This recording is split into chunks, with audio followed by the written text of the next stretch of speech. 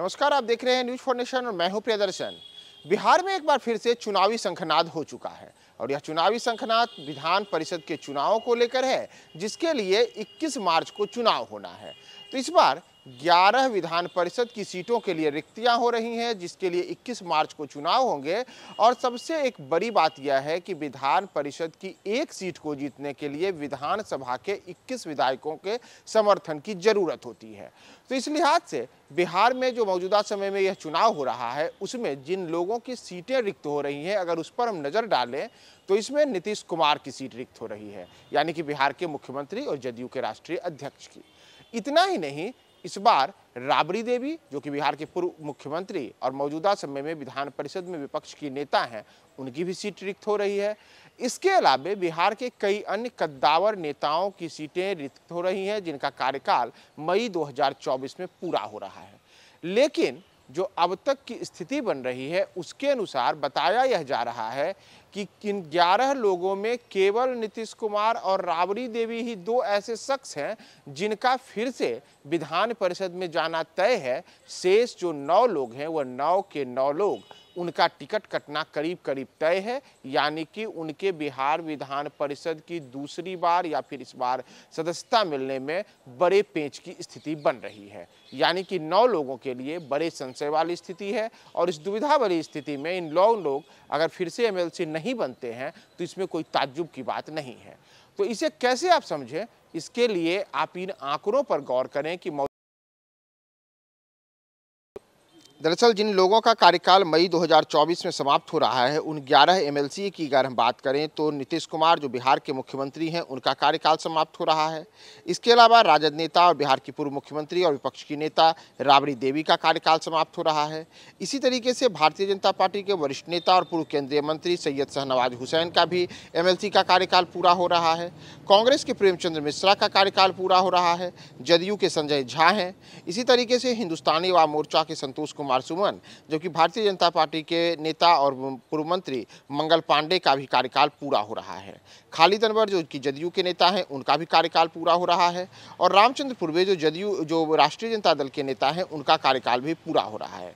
इसके अतिरिक्त रमेश्वर महतो, जो जदयू नेता हैं, और संजय पासवान, जो भाजपा के नेता हैं, इनके भी एमएलसी पद का कार्यकाल मई 2024 में पूरा हो रहा है।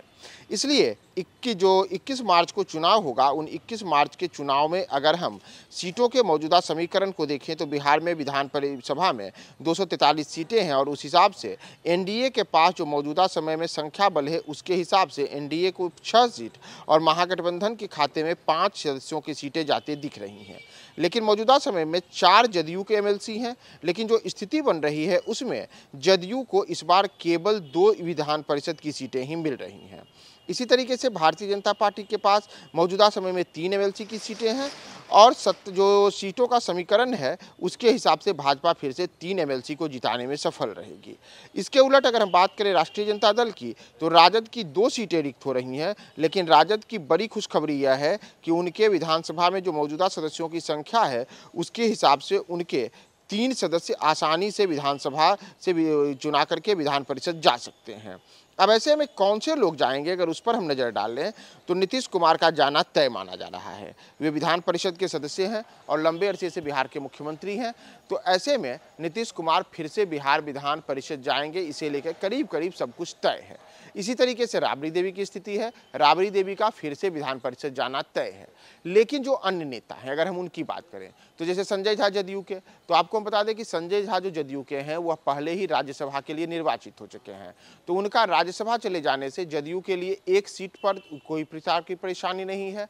लेकिन जदयू के 2 अन्य नेता हैं, खालिद अनवर हैं, तो खालिद अनवर को लेकर के कहा जा रहा है कि इस बार नीतीश कुमार किसी दूसरे मुस्लिम नेता को सदन में भेज सकते हैं। और चूंकि जदयू के पास केवल 2 सीटें जीतने की ही स्थिति में है, क्योंकि जदयू के मौजूदा विधायकों की संख्या 45 है और 1 एमएलसी सीट जीतने के लिए 21 विधायकों की जरूरत होती है। तो 21 के हिसाब से 2 सीटों के लिए 42 जो विधायक रहेंगे जदयू के, उनका चला जाएगा और जदयू केवल 2 सीटें जीत सकेगी, एक सीट नीतीश कुमार की और दूसरी सीट जो खालिद अनवर की जगह पर किसी दूसरे नेता को विधानसभा से विधान परिषद भेजने की बातें चल रही हैं। तो अब देखना महत्वपूर्ण होगा कि वो कौन लगेंगे। तो ऐसे में जदयू के लिए चौथे सीट की कोई बात ही करना बेमानी है। और अगर हम बात करें इसी तरीके से भारतीय जनता पार्टी के लिए, तो भाजपा के नेता सैयद शाहनवाज हुसैन हैं, मंगल पांडे हैं और संजय पासवान हैं। इन दोनों का कार्यकाल पूरा हो रहा है, लेकिन जो शाहनवाज हुसैन है उनकी छवि एक राष्ट्रीय नेता के तौर पे रही है और माना जा रहा है कि उनकी भी रुचि यही है कि वे बिहार की राजनीति से हट करके केंद्र की राजनीति में फिर से सक्रिय हों। और ऐसे में जो आगामी लोकसभा का चुनाव है, उस लोकसभा चुनाव में शाहनवाज हुसैन को भारतीय जनता पार्टी बिहार के किसी सीट से लोकसभा उम्मीदवार बना सकती है। तो ऐसे में इस बार माना जा रहा है कि शाहनवाज हुसैन को एमएलसी का टिकट नहीं मिलेगा। हालांकि इसे लेकर के पार्टी का कोई भी नेता मुंह खोलने को तैयार नहीं है, लेकिन शाहनवाज हुसैन की अगर हम तैयारियों को देखें तो चाहे भागलपुर हो या फिर बिहार के कुछ अन्य लोकसभा की सीटें, उन जगहों पर शाहनवाज हुसैन लगातार सक्रिय नजर आ रहे हैं और उनका करीब करीब यह तय माना जा रहा है कि लोकसभा चुनाव में पार्टी उन्हें लोकसभा चुनाव में उतार सकती है।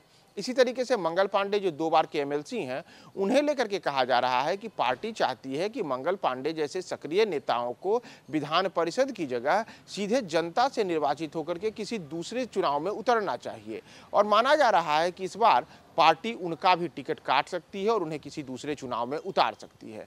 संजय पासवान कई बार के अपनी सक्रिय भूमिका सियासी तौर पर अलग अलग सदनों में दिखा चुके हैं, तो इस बार कहा जा रहा है कि भाजपा संजय पासवान की जगह भी किसी अन्य नेता को मौका दे सकती है। यानी कि जो भाजपा की 3 सीटें खाली हो रही हैं, उन तीनों के तीनों नेताओं के अगले बार फिर से एमएलसी बनने पर संशय बरकरार है। जदयू का मैंने आपको बता ही दिया कि नीतीश कुमार के अतिरिक्त जो 3 सीटें हैं, उसमें संजय झा पहले ही राज्यसभा जा चुके हैं और जो 2 सीटें बचती हैं, उनमें से चूंकि एक ही सीट पर कोई निर्वाचित हो सकता है, तो उसमें भी कहा जा रहा है कि इस बार जदयू किसी अन्य मुस्लिम चेहरे को स्थान दे सकती है। अगर हम बात करें हिंदुस्तानी अवाम मोर्चा की, तो संतोष सुमन है। संतोष सुमन को लेकर के एक भीतर खाने ये बातें चल रही है कि इस बार का जो लोकसभा का चुनाव है, उसमें एनडीए में जो हम है उसे 1 लोकसभा की सीट मिल सकती है और इस लोकसभा की सीट पर चुनाव कौन लड़ेगा, यह एक बड़ा पेंच वाली स्थिति में है। चूंकि मौजूदा समय में संतोष सुमन अभी नीतीश कुमार की सरकार में मंत्री हैं, तो कहा यह भी जा रहा है कि अब संतोष सुमन को लोकसभा चुनाव में उतारा जा सकता है और वे खुद लोकसभा चुनाव लड़ सकते हैं। तो ऐसी स्थिति में उनका भी जो टिकट है एमएलसी का, वह कट सकता है। हालांकि इसे लेकर के भी किसी प्रकार के जो उनके तमाम राजनीतिक दल के जो अन्य लोग हैं, कुछ भी बोलने से इनकार कर रहे हैं। लेकिन एक और बड़ी बात है जो राष्ट्रीय जनता दल है, तो अगर हम राजद पर नजर डालें तो राजद की ओर से राबड़ी देवी का जाना तय है, लेकिन उनके पास विकल्प यह है कि उनके 2 और सदस्य एमएलसी बन सकते हैं। तो इसमें रामचंद्र पूर्वे की जो सीट खाली हो रही है, उनके बारे में कहा जा रहा है कि इस बार पार्टी उनकी जगह किसी दूसरे नेता को मौका देगी और जो तीसरी सीट राजद के कोटे में जा रही है, उस सीट पर भी पार्टी किसी स्वाभाविक है नए व्यक्ति को उतारेगी। तो ऐसे में राजद के लिए केवल राबड़ी देवी को छोड़ करके शेष अन्य लोगों के लिए नए चेहरे को उतारने का विकल्प देखा जा रहा है और यही स्थिति कांग्रेस में भी है। बताया जा रहा है कि प्रेमचंद मिश्रा जो एमएलसी हैं, उनके बारे में भी अभी तक पार्टी इस स्थिति में नहीं पहुंची है कि उन्हें ही टिकट दिया जाए। तो इन स्थितियों में जैसा मैंने आपको बताया कि जो 11 सीटें खाली हो रही हैं, उसमें केवल 2 ही ऐसे नाम हैं जिनका फिर से एमएलसी बनना तय है और शेष 9 लोग कहीं इस बार पूरी तरीके से बदल न दिए जाएं, तो चाहे पार्टी राजद हो या भाजपा, जदयू हो या कांग्रेस, सबके लिए स्थिति एक सी है।